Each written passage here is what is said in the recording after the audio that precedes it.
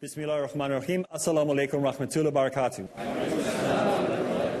Welcome to another episode in the series, Dawah Ilallah, where we are going through the book by that same title on how we can be effective da'is or do dawah correctly. And so far in this last few episodes, we've been looking at if you are going to be a da'i, that there are certain characteristics that you need to have. One is that you need to believe in Islam. You have to believe in what you're talking about. You need to believe in Allah. You need to understand Tawheed. Secondly, you have to have the right character or the right manners. In other words, you can't be somebody who, when people look at you, think, gee, if that is a Muslim, I don't want to be a Muslim. So your character has to be a character that people want to emulate or copy. You're required to have a certain amount of knowledge on general topics, not only Islamic topics, but also other topics as well.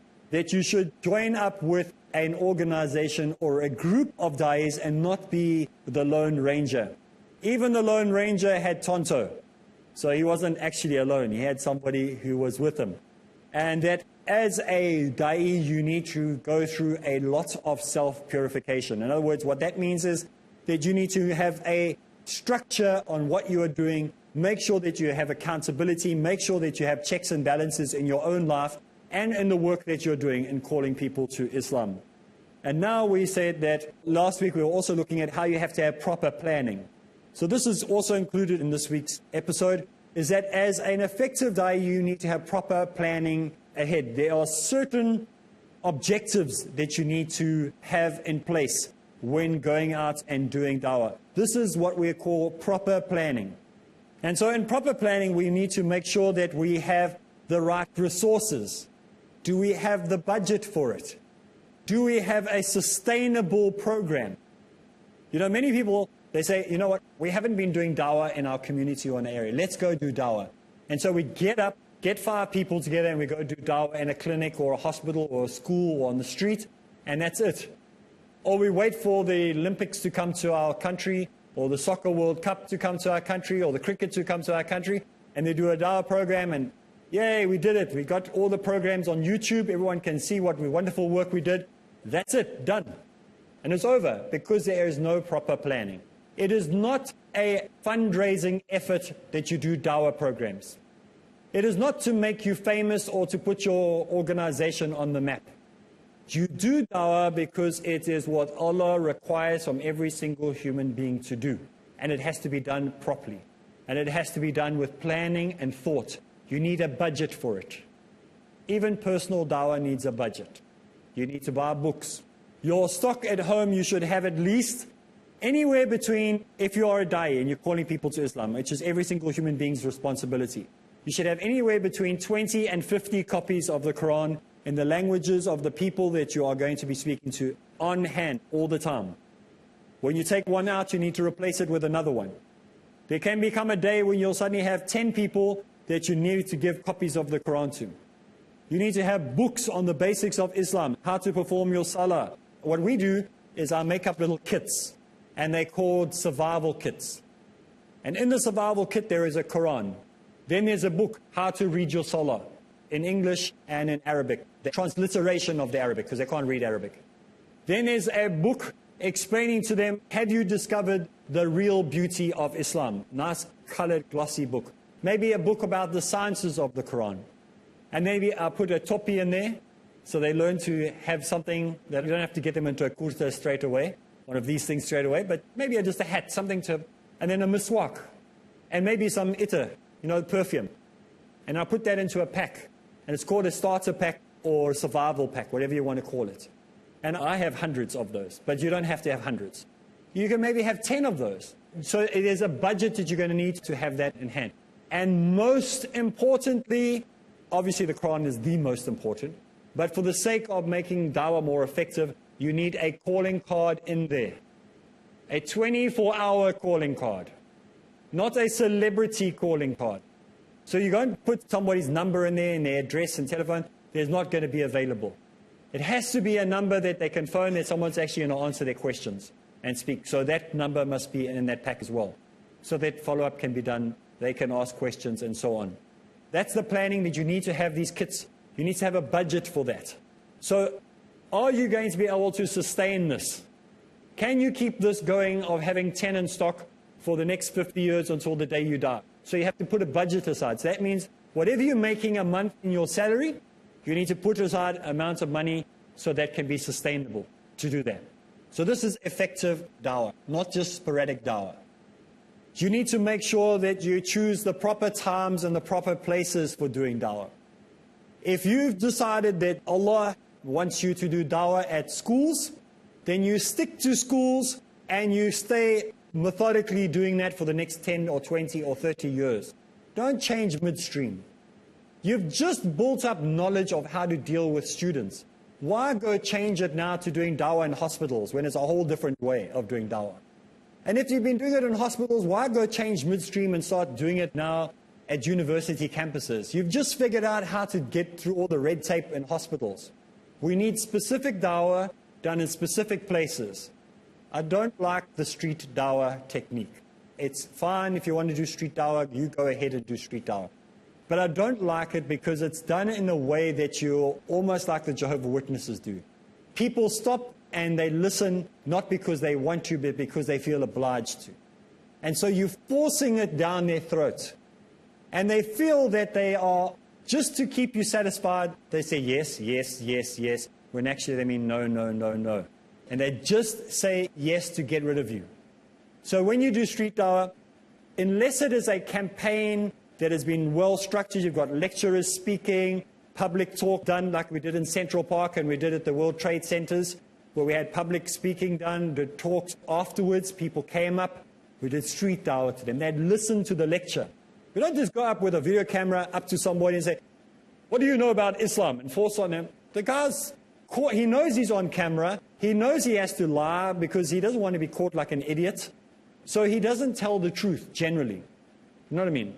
So don't bring big like light sets, and I mean, it scares the guys. So what is dawah for? The sake of Allah. It's not the sake of self-promotion. So make sure that we're cautious in what we do when we're doing dawah, that it must be properly planned. So you must have all the equipment that is required if you're going to go do dawah. Make sure you should have a little sling bag that you have all your books in constantly. So even if you're walking to go do shopping, you should have a little bag at least so you can drop. I always have books with me, not go anywhere without them. Even at the hotel, people that I speak to, give them out to them all the time. A da'i, before he puts his mobile phone into his pocket, before he puts his watch on, before he puts his shoes on, he packs his bag, his tool bag. That's the tools of the trade. So he has this bag with him all the time. You don't have to put 20 books in there. Put one Quran in, one book, maybe 5 or 6 DVDs because they're lighter. And so when you speak to people and somebody shows the slightest bit of interest, you just give them the DVD. And the card should be in that DVD already, your card, on how they can contact you. So always give them information. Do not waste opportunity. So always give people things to read or to guide them to Islam. So this is very, very important in your planning. So no more haphazard dawah for the sake of dawah, celebrity dawah, Hollywood dawah. It's dawah because we want to do it for the sake of Allah. Okay. So please, if you have been doing it that way, I'm sorry if it applies to you. I apologize if I've offended anybody with what I've said, but maybe we just need to have a look at what our motive is and maybe less cameras, less action. When doing dawah for the sake of dawah, just go do it. Simply go out there to the street and just do dawah. And then the reward will be with Allah, inshallah. Okay, the next thing is very, very important according to this book, and it's you don't have to be a genius at this, but you need to be relatively good at speaking. You need to develop speaking and writing and communication skills. You've got to learn how to make eye contact, body language, body language, body language, body language. People think I'm nuts when I talk about body language. My wife, when I talk about body language, she thinks I'm crazy. But body language is extremely important. You learn more from the body language of the person you're speaking to than what comes out of their mouth. If you learn body language, it is unbelievable. It's the best lie detector in the world. You can be looking at a person and they go, yeah, I agree. Everything you say, absolutely, alhamdulillah, I agree, yeah. And their body language is saying, you're a freak, you're crazy, I don't believe anything you're saying, you're a nutcase. So that's where body language is important. If we can read body language, we can read through the nonsense of the face. Don't read the face, read the body language. There are good courses that you can do on body language reading. Do them. There are bad ones. Don't do those. So do the ones that are more reputable, the ones that they're teaching police, when they're teaching military, when they're teaching investigators. So figure out, maybe speak to the local, not just the normal policeman, speak to a policeman that is an investigator, investigates murders and crimes. You must know one in your area, maybe even hopefully none of us have been investigated, but those guys, they have to do courses on body language. All the FBI, CIA, all these other American ones, they all go learn body language course. It's a science. So you must learn it, and it'll help you to pick up subtle signs and subtle things. When they want to resolve a crime, often now they use a body language technician. That actually comes and listens to the interview that's been done. They're not interested in the dialogue that they're hearing. They're watching the body language of the person that's been interviewed. And they pick up more from the body language. So we need to make sure that we use this as well. We must improve our public speaking skills. We must improve our writing skills, our body language skills, our computer skills. All of this must be improved. We must be able to be fast in what we are doing and giving dawah. And so we need to improve how much we can fit into a small amount of time with a person. So if we practice our communication skills, then we can compact a lot into a small amount of time, short sentence.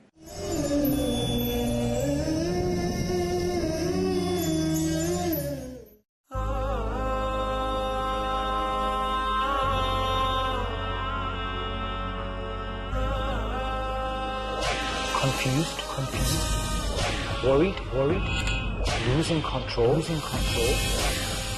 If you are a parent, these feelings may well be all too familiar. In a society in which we increasingly feel that we are losing our children,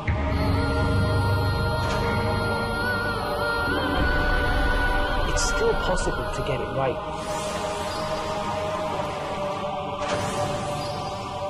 And Islam will show you how.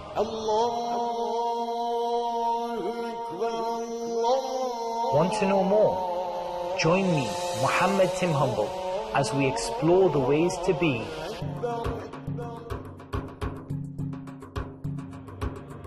a good Muslim parent. Learn a series of beautiful Islamic techniques to help our children get the best in this world and the best in the hereafter in 26 Ways to be a Good Muslim Parent. Tomorrow at 6 p.m. and repeat telecast at 5:30 a.m. UK on Peace TV. Marriage or divorce? Solution or problem? Heaven or hell? There is a misconception. You choose. Beauty, wealth, family status, virtue. Decide what you want. Decide your choice. Be sad or be happy. It's your choice. Join Dr. Zakir Naik in Better Half or Bitter Half tomorrow at 6:30 p.m. and repeat telecast at 9:30 a.m. UK on Peace TV.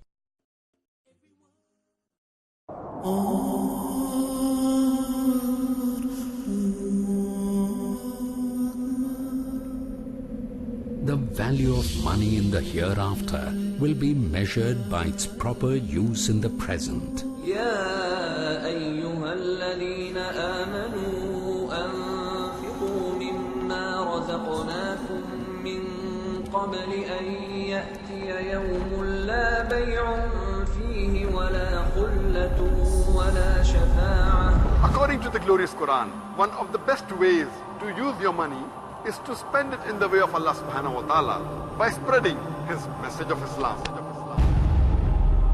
Peace TV is a non-profit Islamic satellite television channel that is primarily dedicated for just that cause, the proper presentation of Islam.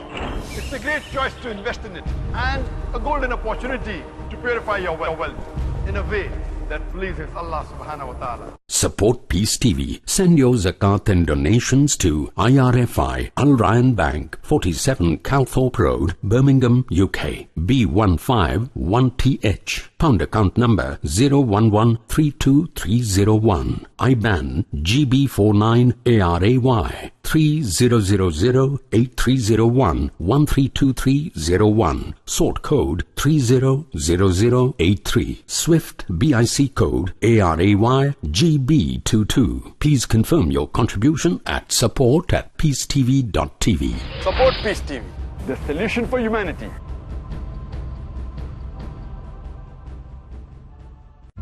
Thursdays provide. In Britain, we are facing one big problem, that are you Muslim or British? The space to talk. In India, back home, they ask, are you a Muslim first or Indian first? And we Muslims should know how to reply, how to turn the tables over. The place to knock. Why Trinity cannot be regarded in that sense, Father, Son and Holy Spirit? The opportunity to ask. But even if we agree that what the Christians say, that he was crucified, so if Jesus Christ, peace be upon him, died for 3 days, who controlled the world? That means even God died? The freedom to unmask. So there are various ways which we can prove the argument to be wrong. Let's meet Dr. Zakir next on Peace TV.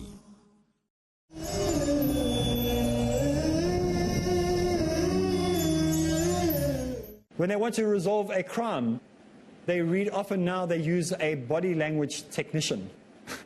That actually comes and listens to the interview that's been done. They're not interested in the dialogue that they're hearing. They're watching the body language of the person that's been interviewed. And they pick up more from the body language.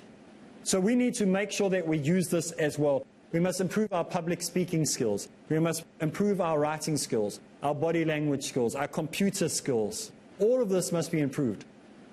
We must be able to be fast in what we are doing and giving dawah. And so we need to improve how much we can fit into a small amount of time with a person.